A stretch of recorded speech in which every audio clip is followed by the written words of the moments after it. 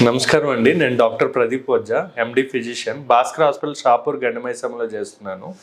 ఈరోజు మనం hyper hidrosis గురించి డిస్కస్ చేద్దాం.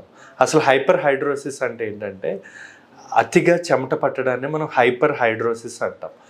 ఇది చాలామంది రేర్ డిసీజ్ అనుకుంటాం, కానీ చాలా కామన్గా ఉంటుంది. అంటే లైఫ్లో ఏదో ఒక టైంలో అందరికీ ఈ హైపర్ హైడ్రోసిస్ అంటే ఎక్కువగా చెమట పట్టడం అనేది కామన్గా ఉంటుంది. మేబీ టీనేజ్లో కానీ యంగ్ ఏజ్లో కానీ ఇది కొంచెం ఎక్కువగా ఉంటుంది అనమాట, ఈ హైపర్ హైడ్రోసిస్ అనేది.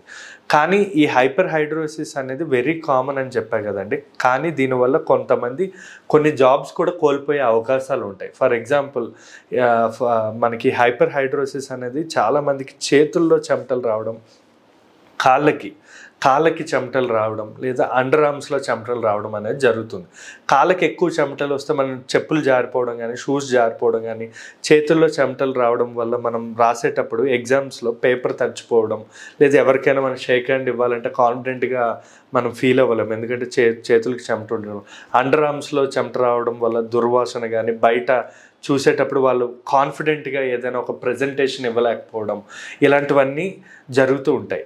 మీకు తెలుసో తెలీదో, మిలిటరీ జాబ్స్కి, ఎయిర్ ఫోర్స్ జాబ్స్కి ఈ హైపర్ హైడ్రోసిస్ అనేది ఉంటే ఖచ్చితంగా వాళ్ళని తీసుకోరు. వాళ్ళు ఎంత ఫిట్గా ఉన్నా, ఎంత స్ట్రాంగ్గా ఉన్నా తీసుకోరు. రీజన్ ఏంటంటే వీళ్ళు ట్రెక్కింగ్ చేస్తూ ఉంటారు. కొండలు ఎక్కేటప్పుడు, ఇలాంటివి ఎక్కేటప్పుడు వాళ్ళు తాళ్ళు పట్టుకోవాల్సి ఉంటుంది, లేదా కాళ్ళు షూస్ జారిపోయి పడిపోయే అవకాశాలు ఉంటాయి. గన్స్ పట్టుకుంటే ఆ యాంగ్జైటీ లెవెల్స్ గన్స్ జారిపోయే అవకాశం ఉంటుంది.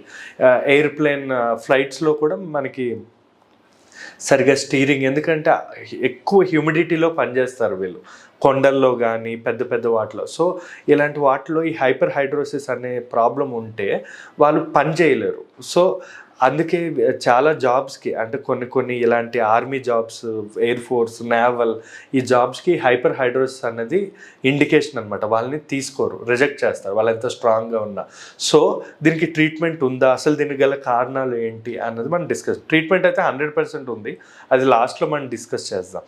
దీనికి గల కారణాలు ఏంటి, ఈ స్వెట్టింగ్ ఎక్కువగా రావడానికి గల కారణాలు ఏంటి అంటే, ఆబ్వియస్గా వంశపారంపరంగా వస్తూ ఉంటుంది. అంటే స్వెట్టింగ్ కారణం అనేది. ఇది కాకుండా వెరీ కామన్ ఏంటంటే లావుగా ఉండేవాళ్ళు, అంటే ఒబిసిటీ బాగా ఉండే వాళ్ళకి స్వెట్టింగ్ వచ్చే అవకాశం ఉంది. ఈ ఒబిసిటీ, లావుగా ఉండే వాళ్ళు ఏంటంటే బాడీ అంతా స్వెట్టింగ్ వచ్చే అవకాశాలు ఉంటాయి అన్నమాట. ఇంకా మోస్ట్ కామన్ ఏంటంటే యాంగ్జైటీ, అంటే భయం, ఆందోళన, దీనివల్ల కూడా ఈ హైపర్ హైడ్రోసిస్ చాలా కామన్గా ఉంటుంది. ఎప్పుడైనా ఎక్కువ టెన్షన్ పడేటప్పుడు వాళ్ళకి ఎక్కువగా హార్ట్ రేట్ పెరిగి స్వెట్టింగ్, అంటే చెమట అనేది బాగా పెరుగుతుంది అనమాట. సో కామ్ డౌన్ అవ్వాలి, కూల్గా ఉండడం అనేది చాలా ఇంపార్టెంట్.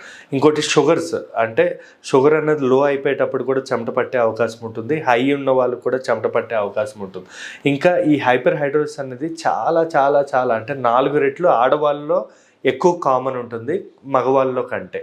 ఇంకా చెప్పాలి అంటే పీరియడ్స్ టైంలో పీరియడ్స్ ముందు, పీరియడ్స్ తర్వాత కూడా లేడీస్లో ఈ హైపర్ హైడ్రోసిస్ అనేది చాలా కామన్గా ఉంటుంది అనమాట. వీళ్ళు హార్ట్ ప్రాబ్లమ్స్ ఉండడం వల్ల కానీ, లేదా కొన్ని టైప్ ఆఫ్ మెడిసిన్స్ వాడే వాళ్ళలో కానీ ఇది కామన్. మీరు చూసుకుంటే ఈ హైపర్ హైడ్రోసిస్, మనం నిద్రపోతున్నాం అనుకోండి, అప్పుడు ఎక్కువగా చెమట పట్టే అవకాశాలు తక్కువ ఉంటాయి, ఎందుకంటే కూల్గా ఉంటాం. వీటి వల్ల ఎక్కువగా మనకి చెమట పట్టే అవకాశాలు తక్కువ ఉంటుంది.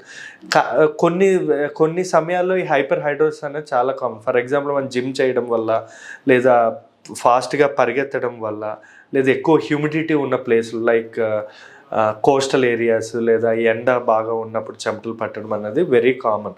ఇది కాకుండా వేరే కారణాలు ఏమున్నా కూడా కొంచెం మనం ట్రీట్మెంట్ అనేది అవసరం పడవచ్చు.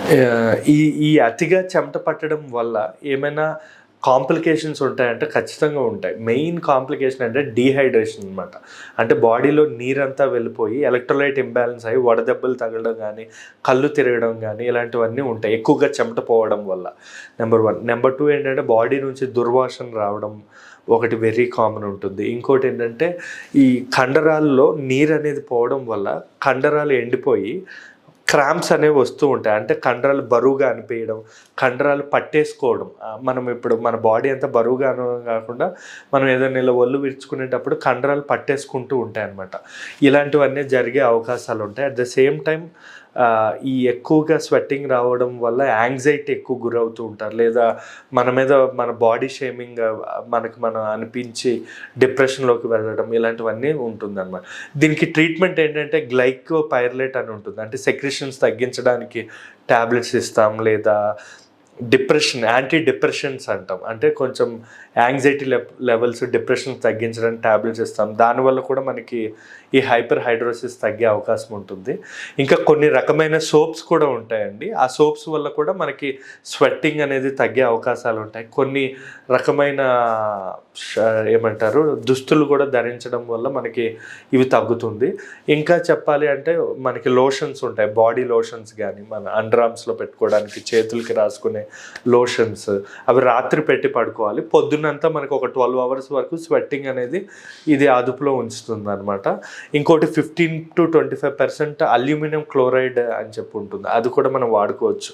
అది లేదా మనం స్నానం చేసే వాటర్ ఏదైతే ఉంటుందో దానిలో కొంచెం లైక్ వేప కానీ కొంచెం టర్మరిక్, పసుపు లేదా అల్యూమినియం క్లోరైడ్ ఇవన్నీ కలుపుకొని మనం స్నానం చేయడం వల్ల కూడా మన బాడీలో స్వెట్ అనేది తగ్గి మనకి మంచి స్మెల్ అనేది రావడం అనేది జరుగుతుందండి. Thank you.